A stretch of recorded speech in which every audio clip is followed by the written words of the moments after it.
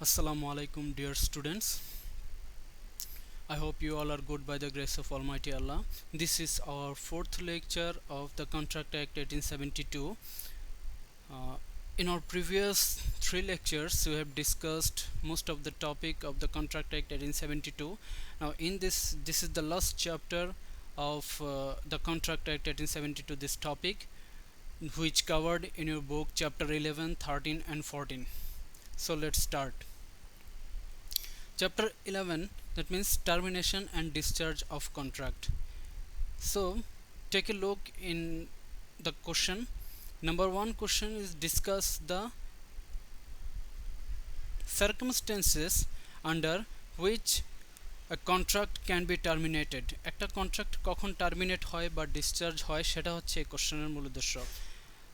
আমরা আগে বলে নিচ্ছি এই চ্যাপ্টারে একটা কোশ্চেনই আমরা পড়বো, বাট এই কোশ্চেনের মধ্যে আমরা যে পার্টগুলো পড়বো, যে পয়েন্টগুলো পড়বো, প্রত্যেকটা পয়েন্টই এক একটা আলাদা কোশ্চেন হওয়ার মতো একটা ভূমিকা রাখে। সুতরাং এই পয়েন্টগুলো একটু ভালোভাবে বোঝার চেষ্টা করবেন, আর কোশ্চেনের ভিতরে যে পয়েন্টগুলো ওইগুলো থেকে কোশ্চেন হবে, ওই এই জন্য পয়েন্টগুলো এমনভাবে পড়তে হবে যাতে একটা কোশ্চেন কভার হয়। সুতরাং এটা এখানে একটা কোশ্চেন দেখা যাচ্ছে, কিন্তু এটার ভিতরে অনেকগুলো কোশ্চেন হতে পারে।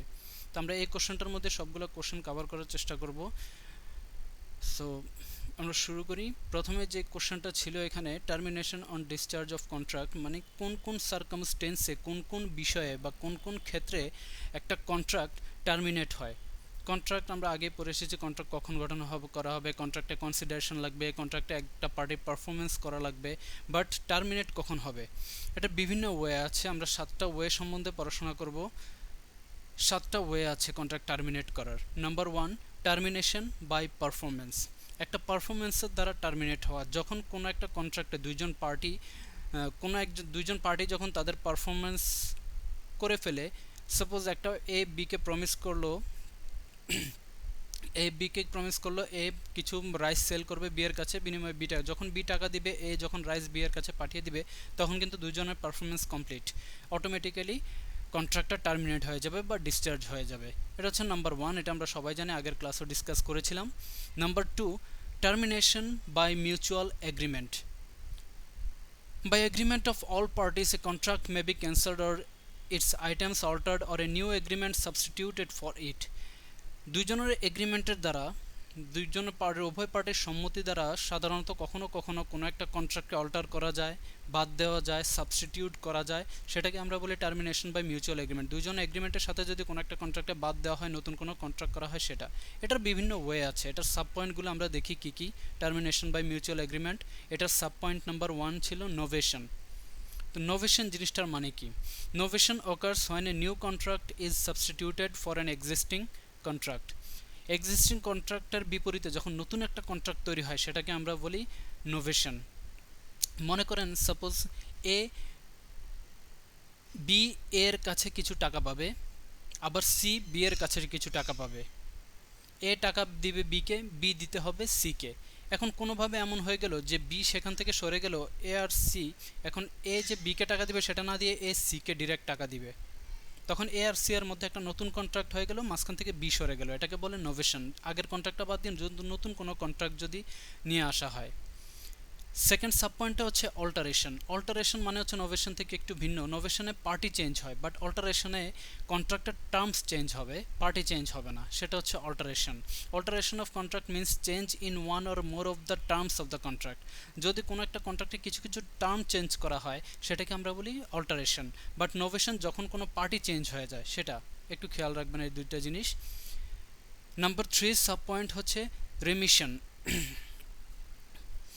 রেমিশন জিনিসটার মানে হচ্ছে, বাদ দেওয়া, কোনো কিছুতে ছাড় দেওয়া বা বাদ দেওয়া, তখন সেটাকে আমরা বলি remission. That means remission may be defined as the acceptance of less than what was contracted for. যে জিনিসটা কন্ট্রাক্ট করা ছিল সেটা থেকে যদি কোনো কিছু কম নেওয়া হয় বা কোনো কম পারফরমেন্স করা হয় সেটা হচ্ছে রেমিশন। মনে করেন এ বি এর কাছে কিছু টাকা পাবে 5,000 টাকা, এ বিকে 5,000 টাকা দিতে হবে, বাট বি টাকা নেওয়ার সময় এ বিকে 2,000 টাকা দিলে এবং বি তাতে সম্মত হলো, সে 2,000 টাকা নিতেই রাজি হলো, সেটাকে আমরা বলি রেমিশন, যখন কোনো ছাড় দেওয়া হয় সাধারণত কোনো বিষয়ে। রেমিশনের পরের পয়েন্টে আসেন রেসিশন। রেসিশন মানে হচ্ছে কোনো একটা কন্ট্রাক্টের কোনো একটা বিষয় বা সবগুলো বিষয় বাদ দিয়ে দেওয়া। Remission means cancellation of all or some of the terms of A contract. যখন কোনো একটা কন্ট্রাক্টের কোনো একটা বিষয় বা সকল বিষয় যখন বাদ দিয়ে দেওয়া হয় সেটাকে আমরা বলি রেসিশন।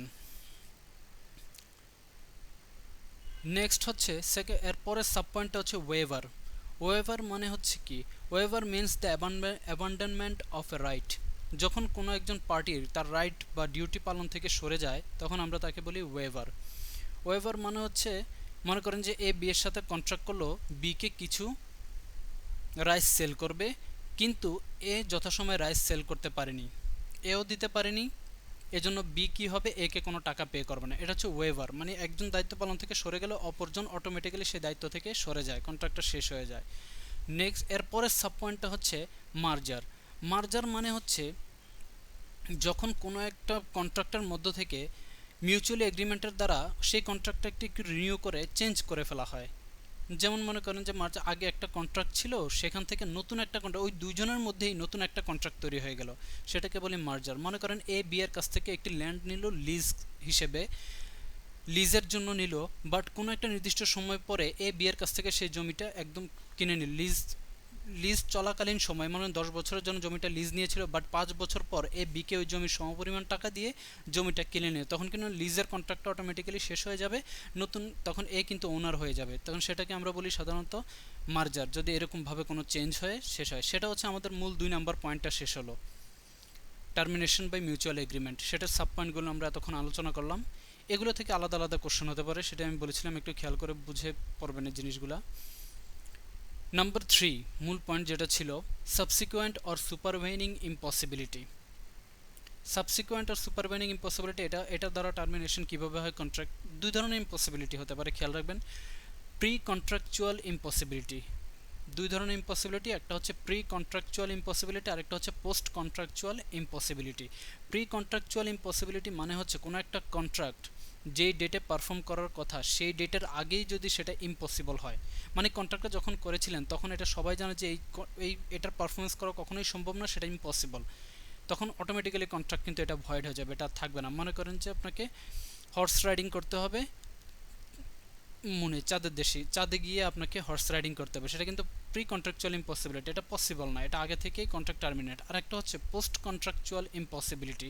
পোস্ট কন্ট্রাকচুয়াল ইম্পসিবিলিটি মানে হচ্ছে এ contract which at the time it was entered was capable of being performed may subsequently become impossible to perform or unlawful। মানে কন্ট্রাক্টটা যখন করা হয়েছিল তখন সেটা পসিবল ছিল, কিন্তু সময়ের সাথে সাথে কন্ট্রাক্টটা যখন পারফরমেন্স করার সময় হয়ে গিয়েছিল বা সময়টা যখন যত ঘনিয়ে আসছে তখন ধীরে ধীরে সেটা ইম্পসিবল হয়ে যাওয়া শুরু করলো, সেটাকে বলি পোস্ট কন্ট্রাকচুয়াল ইম্পসিবিলিটি। সেটার আরও দুইটা নাম আছে, সেটা হচ্ছে সুপারভেনিং ইম্পসিবিলিটি, অথবা সেটাকে আমরা বলতে পারি ডকট্রিন অফ ফ্রাস্ট্রেশন। কোনো একটা কন্ট্রাক্ট করার সময় সেটা ইম্পসিবল ছিল না, বাট ধীরে ধীরে কন্ট্রাক্টটা পারফর্ম করার সময় আসার সাথে সাথে ধীরে সেটা ইম্পসিবলে পরিণত হয়ে গেল, এরকম। তো সেরকম কীরকম হতে পারে সেগুলো আমরা একটু দেখি। এই সুপারভেনিং ইম্পসিবিলিটিটা কেমন হতে পারে। Number 1, destruction of an object. কোনো একটা অবজেক্টের ডিস্ট্রাকশনের কারণে, মনে করেন যে এ বি এর কাছ থেকে একটি মিউজিক হল ভাড়া নিল, সেখানে কোনো একটা কনসার্ট হবে কোনো একটা নির্দিষ্ট ডেটে, বা ওই ডেটের 2 দিন আগে মনে করেন ওই মিউজিক হলটা আগুন লেগে পুরো নষ্ট হয়ে গেল, তাহলে কিন্তু অটোমেটিক্যালি সেটা কিন্তু কী হয়ে গেল, প্রথমে কিন্তু ইম্পসিবল ছিল না, বাট পরবর্তীতে সেটা ইম্পসিবল হয়ে গেল, তো সেটাকে আমরা বলি সাধারণত destruction of an object. Next হতে পারে চেঞ্জ অফ ল। কোনো দেশে একটা নিয়ম ছিল, ল ছিল, সেই ল অনুযায়ী লটা চেঞ্জ হওয়ার কারণে আপনার কন্ট্রাক্টটাও চেঞ্জ হয়ে গেল।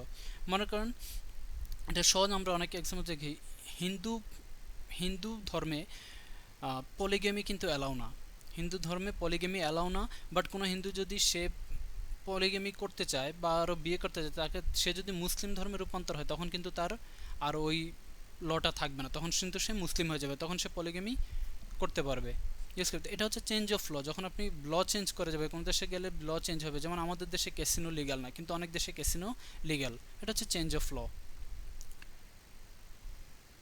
নেক্সট হচ্ছে ফেলিউর অফ প্রিকন্ডিশনস। প্রিকন্ডিশন ফুলফিল করার মতো যদি ফেলিউর হয়, মনে করেন এটা কেমন, এ বি এর সাথে কন্ট্রাক্ট করলো যে এ বিকে মেরি করবে, বাট বিয়ের আগেই এ পাগল হয়ে গেল, প্রিকন্ডিশন আগে থেকে ফেল হয়ে গেল সেটা, সেই কারণে। Next, death or incapacity of personal service. কোনো পারফর্ম করার আগে কেউ যদি ইনক্যাপাবল হয় বা ডেথ হয়ে যায় কোনো পার্টির, তখন এটা আমরা সবাই বুঝি। নেক্সট হচ্ছে outbreak of war. Outbreak of war এটা আমরা সবাই বুঝি, আগে আলোচনা করেছিলাম যে আউটব্রেক অফ ওয়ারের কারণে যুদ্ধ চলাকালীন সময়ে আপনি এনিমি কোনো কান্ট্রির সাথে কখনো কোনো বিষয়ে এগ্রিমেন্ট করতে পারবেন না, সেটা অটোমেটিক্যালি কন্ট্রাক্টটা টার্মিনেট হয়ে যাবে ওয়ার চলাকালীন সময়ে। মনে করেন অনেক দেশে এরকম ওয়ার চলাকালীন সময় দুই দেশের মধ্যে বাণিজ্যিক চুক্তি সাধারণত বিচ্ছিন্ন থাকে, এরকম সাধারণত যুদ্ধ পরিস্থিতি এরকম, যেমন আগে অনেক হয়েছিল ইরাক ইরানের মধ্যে, ইরাক কুয়েতের মধ্যে, এরকম অনেক সময় যখন যুদ্ধ হয়, যুদ্ধ চলাকালীন সময় দুই দেশের মধ্যে তখন এনিমি হয়ে যায়, তখন তারা সেটা কন্ট্রাক্ট ফুলফিল করতে পারে না।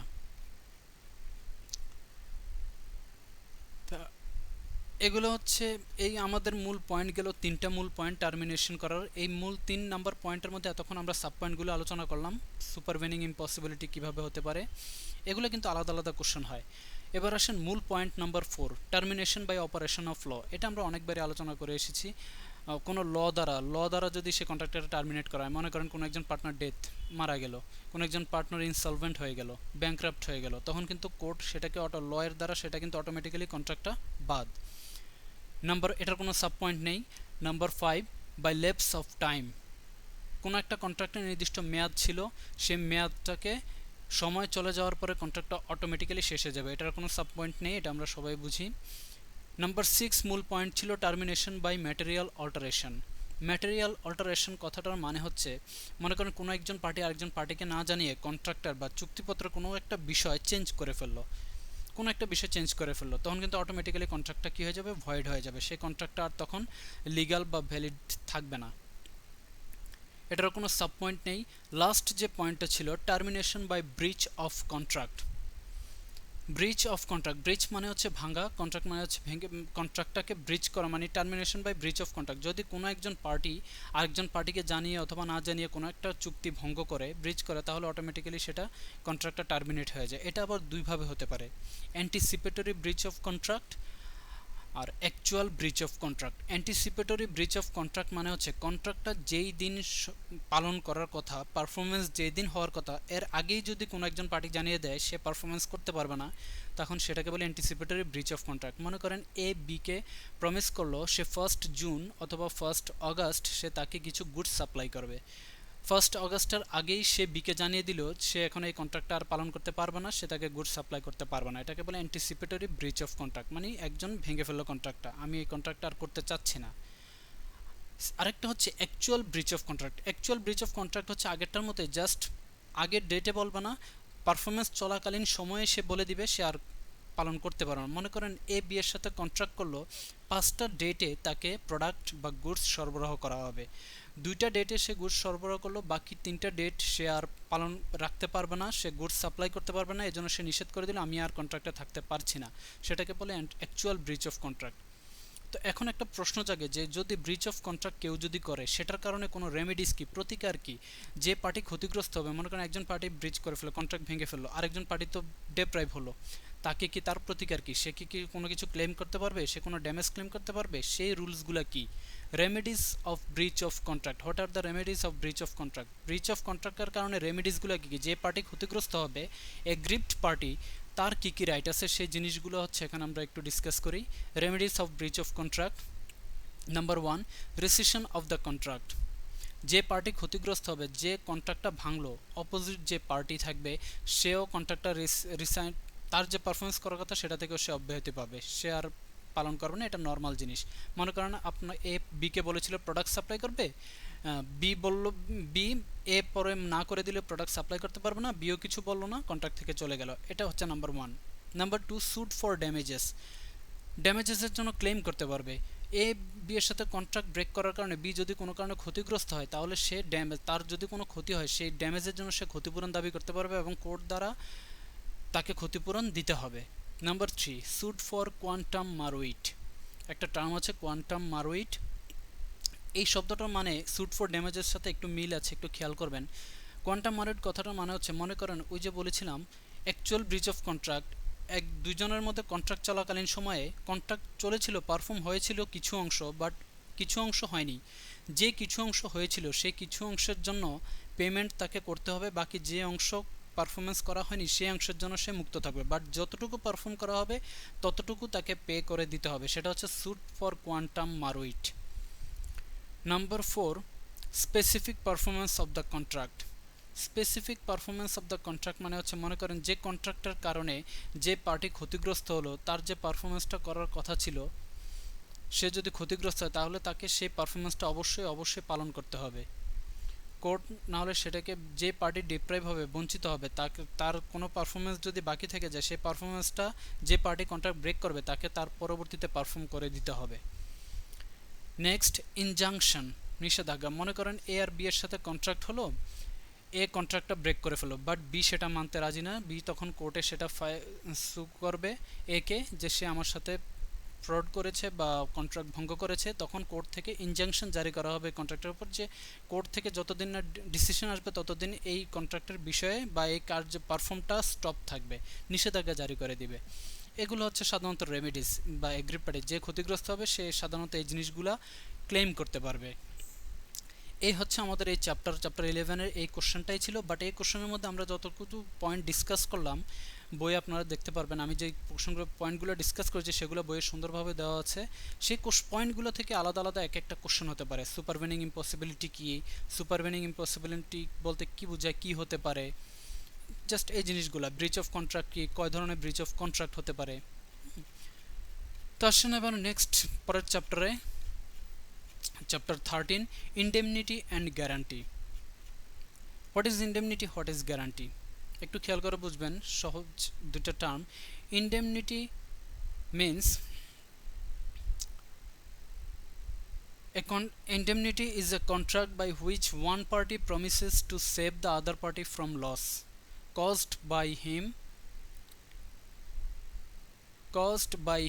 or caused by any other party। মানে একজন পার্টি আরেকজন পার্টিকে সম্ভাব্য লস থেকে বাঁচানোর চেষ্টা করা। এটার একটা সহজ এক্সাম্পল দেই তাহলে বুঝতে পারবেন যে ইনডেমনিটি জিনিসটা কি। মনে করেন একজন পার্টি এ বিকে প্রমিস করলো, এটার একটা সহজভাবে এক্সাম্পল দিয়ে আপনাকে বোঝাচ্ছি তাহলে বুঝতে পারবেন। মনে করেন এ বি এর সাথে বিজনেস পার্টনার, আলাদা বিজনেস পার্টনার। বি এর আরেকটা বিজনেস আছে। এ বিকে বললো, তোমার বিজনেসে যদি কোনো ধরনের লস হয় আমি তোমাকে 5 লক্ষ টাকা পর্যন্ত ক্ষতিপূরণ দিব। তোমার বিজনেসে যদি কখনো কোনো লস হয় 5 লক্ষ টাকা ক্ষতিপূরণ আমি দিব। অন্য কোনো যে পার্টি থেকেই হোক, সে এ নিজের কারণে ক্ষতিগ্রস্ত হোক বা বি অন্য কোনো পার্টি থেকে ক্ষতিগ্রস্ত, লস হলেই তাকে 5 লাখ টাকা দিবে। এই কথাটা বিকে এশিওর করলো, এটাকে বলে ইনডেমনিটি। যে এশিওর করবে তাকে বলে ইনডেমনিফায়ার, যাকে এনশিওর করবে তাকে বলে ইনডেমনিটি হোল্ডার। দুইটা পার্টি থাকবে এখানে, একজন আরেকজনকে এশিওর করবে তোমার বিজনেসে কোনো লস হলে, সম্ভাব্য কোনো লস হলে আমি সেটা রিকভার করব, সেটা। এখানে দুইটা পার্টি, খেয়াল রাখবেন। তাহলে আসেন গ্যারান্টি জিনিসটা কি। গ্যারান্টি হচ্ছে a contract of guarantee is a contract to perform the promise or discharge the liability of a third person in case of his default। একটু ভালো করে খেয়াল করবেন। মনে করেন পি কিউকে 5,000 টাকা ধার দিল, পি কিউকে 5,000 টাকা ধার দিল। আরেকজন পার্টি আর পিকে বলল যদি কিউ তাকে টাকা ফেরত না দেয় তাহলে ওই টাকাটা আর পিকে দিয়ে দিবে। পি কিউকে 5,000 টাকা ধার দিল, আরেকজন পার্টি আর নামে একজন পিকে এশিওর করলো কিউ যদি তোমার টাকা ফেরত না দেয় তাহলে আমি দিব। এখানে এশিওর করলো, এখানে পি যে টাকা ধার দিল তাকে আমরা বলি ক্রেডিটর, যাকে ধার দিল তাকে আমরা বলি প্রিন্সিপাল ডেটর, আর যে এশিওর করলো, যে থার্ড পার্টি যে বলল তাকে আমরা বলি গ্যারান্টর অথবা সিউরিটি। তিনটা পার্টি এখানে, খেয়াল করবেন ইনডেমনিটিতে 2জন পার্টি ছিল, এখানে 3জন পার্টি। পি কিউকে কিছু টাকা ধার দিল, 5,000 টাকা ধার দিল, আর পিকে এশিওর করলো কিউ যদি তোমার টাকা ফেরত না দেয় তাহলে আমি তোমার টাকা ফেরত দিব। এই তিনটা পার্টি, এটাকে বলে গ্যারান্টি। আর আগে যেটা বলছিলাম সেটা হচ্ছিল ইনডেমনিটি। গ্যারান্টিতে 3টা পার্টি থাকে, ইনডেমনিটিতে 2টা পার্টি থাকে। আশা করি বুঝতে পেরেছেন। এখন ডিফারেন্সটা একটু খেয়াল করে পড়েন তাহলে আসলে বোঝা হয়ে যাবে যে আসলে ইনডেমনিটি আর গ্যারান্টিটা কি। ইনডেমনিটি আর গ্যারান্টির মধ্যে প্রথমেই পার্থক্য হচ্ছে ইনডেমনিটিতে 2টা পার্টি থাকবে, গ্যারান্টিতে 3জন পার্টি থাকবে। ইনডেমনিটির মধ্যে একটা কন্ট্রাক্ট হবে, 2টা পার্টির মধ্যে একটা কন্ট্রাক্ট হবে, বাট গ্যারান্টিতে এখানে 2টা কন্ট্রাক্ট। খেয়াল রাখবেন, একটা কন্ট্রাক্ট কিন্তু না। প্রথমে যে যাকে টাকা ধার দেবে তার মধ্যে একটা কন্ট্রাক্ট, আবার আরেকজন পার্টি যে টাকা ধার দিল তাকে এশিওর করলো যে সেটা টাকা না দিলে সে পে করে দিবে, তার সাথে আরেকটা কন্ট্রাক্ট, 2টা কন্ট্রাক্ট। দ্যাট মিন্স ইনডেমনিটিতে কন্ট্রাক্ট হবে একটা, বাট গ্যারান্টিতে কন্ট্রাক্ট হবে সবসময় একের অধিক, 2টা বা 3টা এরকম হতে পারে। ইনডেমনিটিতে প্রথম লাইবিলিটিটাই বর্তায় ইনডেমনিফায়ারের ওপর, মানে যদি আরেকজন পার্টি কোনো লস হয় তাহলে সেটা পে করতে হবে ডিরেক্ট ইনডেমনিফায়ারকে, মানে যে এশিওর করবে তাকে পে করতে হবে। কিন্তু গ্যারান্টিতে কিন্তু এমন না। মনে করেন পি কিউকে টাকা ধার দিয়েছিল, আর এশিওর করেছিল পিকে কিউ না দিলে আর দিবে, বাট কিউ যদি পে করে দেয় তাহলে কিন্তু আরকে আর পে করতে হচ্ছে না, সুতরাং সে কিন্তু বেঁচে গেল। এখানে কিন্তু প্রাইমারি লায়াবল কিন্তু সিউরিটি না, বাট ইনডেমনিটির মধ্যে যে যাকে এশিওর করলো তার উপরেই প্রাইমারি লায়াবিলিটি বর্তাবে, ওই পার্টির লস হলে তাকেই টাকা পে করতে হবে, সে অন্য কোনোভাবে বাঁচতে পারবে না। এটা হচ্ছে ইনডেমনিটি আর গ্যারান্টির মধ্যে কিছু বেসিক ডিফারেন্স, আর বাকি যে ডিফারেন্সগুলো এখানে আছে সেগুলো পড়লেই বুঝতে পারবেন। এই ছিল ইনডেমনিটি আর গ্যারান্টির একটা বেসিক জিনিস। এখন প্রশ্ন হচ্ছে, গ্যারান্টির মধ্যে 3টা পার্টি ছিল, ক্রেডিটর যে টাকা ধার দিবে, যাকে দিল তাকে আমরা বলি প্রিন্সিপাল ডেটর, আর যে ক্রেডিটরকে এশিওর করলো তাকে আমরা বলি সিউরিটি। এখন আর একটা কোশ্চেনের চ্যাপ্টার আছে, when a surety discharge from liability. Surety আমরা জানি যদি প্রিন্সিপাল ডেটর ক্রেডিটরকে যদি টাকা পে করে দেয় তখন আর সিউরিটি টাকা পে করার কোনো প্রয়োজন নাই। সুতরাং আর কোন কোন ক্ষেত্রে সিউরিটি লাইবিলিটি থেকে মুক্ত হয়ে যাবে? মনে করেন পি কিউকে টাকা ধার দিল, আর পিকে এশিওর করলো যে কিউ যদি তোমাকে টাকা না দেয় আমি দিব। এখন প্রশ্ন হচ্ছে, এই যে এশিওর করলো আর সে কি চাইলে যে কোনো সময় এক্সিট করতে পারবে? সেই কোশ্চেনটাই আমরা এখন পড়ব। When is a surety discharge from liability? Surety চাইলে কখন সে বেরোয় আসতে পারবে কন্ট্রাক্ট থেকে? Number 1, notice of revocation. একটা নোটিশ পাঠিয়ে দিবে, দেখেন আমি আপনাকে এশিওর করেছিলাম টাকা দিলে না দিলে সে না দিলে আমি দিব, বাট এখন আমি এই কন্ট্রাক্টের মধ্যে থাকতে চাচ্ছি না, আমি চলে যাব। এটা একটা। Number 2, death of surety. সিউরিটির যদি কোনো কারণে মারা যায় তাহলে অবভিয়াসলি যেটা তার কোনোভাবেই সে কন্ট্রাক্টে থাকবে না। Number 3, variation of contract. Variation মানে হচ্ছে সিউরিটি যদি কোনো সময় এমন হতে পারে সে চলে গিয়ে আরেকজনকে সে পার্টি নিয়ে আসতে পারে যে সে এখন এশিওর করে, নতুন পার্টি মানে অল্টারেশন করলো, চেঞ্জ করলো, কন্ট্রাক্টের মধ্যে ভেরিয়েশন করলো। বা মনে করেন কোনো কারণে পি কিউকে টাকা ধার দিল, আর পিকে নিশ্চয়তা করেছিল, বাট পি কিউকে টাকা ধার না দিয়ে তখন কিউর পরিবর্তে আরেকজন পার্টিকে টাকা ধার দিল, মনে করেন এক্স, তখন কিন্তু যে সিউরিটি ছিল সে কিন্তু অটোমেটিক্যালি বের হয়ে যাবে, কারণ তার কথা মতো হয়নি, সে কিউকে টাকা ধার না দিয়ে ধার দিয়েছে এক্সকে, এজন্য সে এখান থেকে বের হয়ে যেতে পারবে। সেটা হচ্ছে ভেরিয়েশন অফ কন্ট্রাক্ট, কন্ট্রাক্টে যদি কোনো চেঞ্জ হয়ে যায়। Number 4, discharge of principal ডেটর। এটাও আগেরটার সাথে সংযুক্তিপূর্ণ।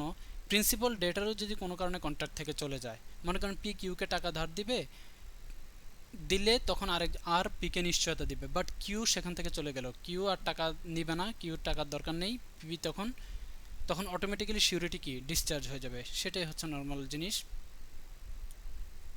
Number 5, arrangement with principal debtor. Principal ডেটরের সাথে যদি সিউরিটি কোনোভাবে মিউচুয়াল এগ্রিমেন্ট করে বুঝাতে পারে যে দেখো তুমি টাকাটা দিয়ে দাও, আমি তো দিতে পারছি না, বা তুমি না দিতে পারলে তুমি আরেকজন পার্টিকে সিউরিটি হিসেবে নিয়ে নাও, আমি চলে যাচ্ছি, আমি থাকতে পারবো না। মনে করেন পি কিউকে টাকা ধার দিয়েছিল, কিউর পরিচিত ছিল আর তখন পিকে এশিওর করেছিল যে কিউ টাকা না দিলে সে দিবে, বাট আর তখন কিউকে রিকোয়েস্ট করলো দেখো তুমি টাকা না দিতে পারলে আমাকে এখানে রেখো না, আমাকে ছেড়ে দাও, তুমি আরেকজন পার্টিকে নিয়ে আসো, সে তোমার হয়ে নিশ্চয়তা দিবে, বাট আমি থাকতে পারছি না। সেটাকে বলে arrangement with principal debtor. Principal ডেটরের সাথে যদি অ্যারেঞ্জ করে কোনোভাবে সিউরিটি চলে যেতে পারে। নেক্সট হচ্ছে,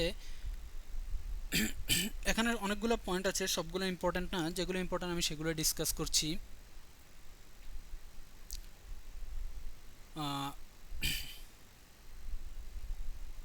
loss of security. Loss of security মানে হচ্ছে আর পিকে আগের একটা এক্সাম্পলই মনে রাখবেন, সেটা থেকে আমি বারবার বলছি, পি কিউকে টাকা ধার দিয়েছিল আর পিকে নিশ্চয় এশিওর করেছিল। মনে করেন এটার কারণে কিউকে যখন ধার পি কিছু সিকিউরিটিজ রেখেছিল জামানত হিসেবে, সেটা আর জানতো যে সিকিউরিটিসগুলো রাখেন, সে না দিলে আপনি সিকিউরিটিসও পাবেন বা আমি দিব, এরকম একটা কোনো কারণে সিকিউরিটিসগুলো সে হারিয়ে ফেললো, যে ক্রেডিটর সে সিকিউরিটিসগুলো হারিয়ে ফেললো, তখন কিন্তু অটোমেটিক্যালি সিকিউরিটি ডিসচার্জ, যে আপনি সিকিউরিটিস কেন হারালেন, আমি এই কন্ট্রাক্টের মধ্যে আর থাকছি না। এইগুলো হচ্ছে সাধারণত এই কোশ্চেনের টপিক। এখানে আমাদের এই কোশ্চেন শেষ আর এই চ্যাপ্টারটাও শেষ। আমরা যাচ্ছি লাস্ট চ্যাপ্টারে, bailment and pledge. What is bailment, what is the features of it, what is pledge, আর বেলমেন্ট আর প্লেজের মধ্যে ডিফারেন্স কী। একটু খেয়াল করে বুঝবেন, তাহলে বুঝতে পারবেন যে বেলমেন্ট আর প্লেজের মধ্যে ডিফারেন্সটা কী। A bailment is the delivery of goods by one person to another for some purpose. When the purpose is accomplished, be returned or otherwise disposed of products according to the direction of the person.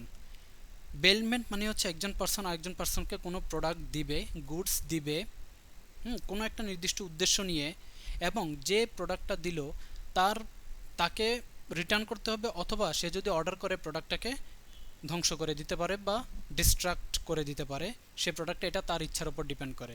এটাকে বলি বেলমেন্ট। যে product দিবে তাকে বলি বেইলর, যার কাছে দিবে তাকে বলি বেইলি। বেইলর আর বেইলি। এক্সাম্পল মনে করেন এ বিকে কিছু বুক দিল, বই দিল, রিটার্ন করতে হবে না, সেটা এ জ্বলে দিল, তুমি রেখে দাও, এটাও বেলমেন্ট। আবার এ বিকে কিছু বই দিল বাধাই করে দেওয়ার জন্য, বাধাই করে ফেরত দিবে, এটাও বেলমেন্ট। এটা কি বলেছে, রিটার্ন দিতে হবে, বাট আগেরটা রিটার্ন দিতে হবে না, এরকম। আরেকটা মনে করেন এ বিকে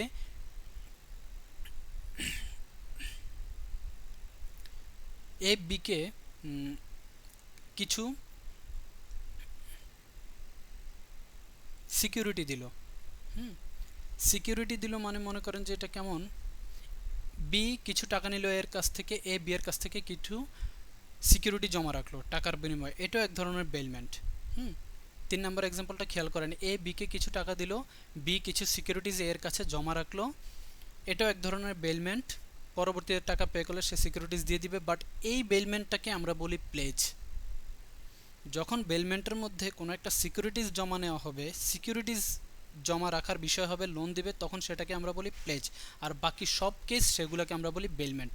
কাউকে মেরামতের জন্য কিছু দেওয়া, কাউকে একেবারেই কিছু দিয়ে দেওয়া, সেগুলো বেলমেন্ট। বাট যখন কোনো বেলমেন্ট একজন আরেকজনকে সিকিউরিটিজ হিসেবে দিবে, তখন সেটাকে আমরা বলি প্লেজ। তাহলে বেলমেন্টের কিছু ক্যারেক্টারিস্টিক্স আছে, বৈশিষ্ট্য আছে কি, সেগুলো একটু দেখেন। ডেলিভারি, বেলমেন্টে ডেলিভারি থাকতে হবে, একজন আরেকজনকে গুডস ট্রান্সফার করবে। সেকেন্ড, পারপাস, নির্দিষ্ট উদ্দেশ্য থাকতে হবে, হয় তাকে দিয়ে দিবে, না হলে রিটার্ন করার জন্য দিবে। নাম্বার 3, রিটার্ন, রিটার্ন করার জন্য চাইতেও পারে, আবার রিটার্ন নাও চাইতে পারে, সেটা বেলরের উপর ডিপেন্ড করে। কন্ট্রাক্ট, অবশ্যই একটা কন্ট্রাক্ট থাকবে। Number 5, ownership. বেলমেন্টে খেয়াল রাখবেন, ওনারশিপ কিন্তু সবসময় বেলরেরই থাকবে, বেলি কিন্তু কখনোই ওনার হবে না, বেলরই ওনার থাকবে। বেলিকে জাস্ট সে গুডসটা ট্রান্সফার করবে কোনো একটা উদ্দেশ্য নিয়ে, তাকে একবারে দিয়ে দিতে পারে, বাট মালিক কিন্তু বেলরই থাকবে। তাকে রিপেয়ারের জন্য দিতে পারে, মালিক কিন্তু বেলরই থাকবে। Next, movable goods. মুভেবল গুডসের ক্ষেত্রে বেলর হবে, কারণ একজন পার্সন থেকে আরেকজন পার্সনকে ট্রান্সফার করতে হবে গুডস। যে গুডসগুলো ইমুভেবল সেগুলো কিন্তু এটা হবে না। পজেশন, পজেশন মানে হচ্ছে কার দখলে থাকলো। বেলমেন্টে কিন্তু মালিক কিন্তু বেলর, বাট পজেশনটা কিন্তু একটা নির্দিষ্ট সময় পর্যন্ত বেলির কাছে থাকবে। যতদিনের জন্য বেলর অনুমতি দিবে ততদিন পর্যন্ত বেলির কাছে সেটার পজেশন থাকবে, অনেকটা দখলের মতো। ফুটবল খেলা আমরা দেখে থাকি যে পজেশন মানে কি, বলটা কার দখলে কতটুকু ছিল, অনেকটা এই টাইপেরই। তো এটাই হচ্ছে বেলমেন্ট আর প্লেজ, যেটা ডিসকাস করলাম আপনাদের সাথে। যদি বেলমেন্টের কোনো একটা পার্ট, বেলমেন্টের কোনো একটা বিষয় যখন সিকিউরিটিজের জন্য হয়ে যাবে, লোন দিবে, তখন আমরা বলি তাকে, সেটাকে বলি প্লেজ। ঠিক আছে, সেটাই হচ্ছে আসলে প্লেজ বলি। আর প্লেজের মধ্যে বেইলরকে, প্লেজের ক্ষেত্রে বেইলরকে আমরা বলি প্লেজর হিসেবে, আর বেইলিকে আমরা চিনি প্লেজি হিসেবে। দুইজনকে দুইটা নামে ডাকা হয়, একই জিনিস, বাট একটা ডিফারেন্ট কেসের ক্ষেত্রে একটু ডিফারেন্ট হয়ে যাওয়া। তো এখন একটু সাধারণত ডিফারেন্সটা বুঝে গেছেন যে বেলমেন্ট আর প্লেজের মধ্যে পার্থক্য কী। বেলমেন্ট সব কিছু ওনার ট্রান্সফার করা যায়, গুডস ট্রান্সফার করা যায়, বাট যখন কোনো লোন দেওয়া হবে সিকিউরিটিজের বিনিময়ে, সেটাকে আমরা তখন প্লেজ নামে চিনি। এটা হচ্ছে বেলমেন্ট আর প্লেজের মধ্যে ডিফারেন্স, বইয়ের মধ্যে সুন্দরভাবে দেওয়া আছে, আশা করি পড়লেই বুঝতে পারেন। তো this is the end of the contract act 1872। 4টা লেকচারে আমরা কন্ট্রাক্ট অ্যাক্ট শেষ করেছি। 15টা চ্যাপ্টার ছিল, 15টা চ্যাপ্টারে যে কোশ্চেনগুলো, যে টপিকগুলো ডিসকাস করেছি সেগুলো ভালোভাবে পড়বেন। আমাদের সলভ ক্লাসে যদি কারো কোনো প্রবলেম থাকে তাহলে অবশ্যই ডিসকাস করবেন। আরেকটা জিনিস, সেটা হচ্ছে আমাদের আরেকটা টপিক বাকি আছে, সেটার জন্য আমরা পরবর্তী আরও 2টা লেকচার থাকবে। নেগোশিয়েবল ইনস্ট্রুমেন্ট অ্যাক্ট, সেটা আমরা পরে ডিসকাস করব। So inshallah we'll meet again. Till then, stay home, stay safe, and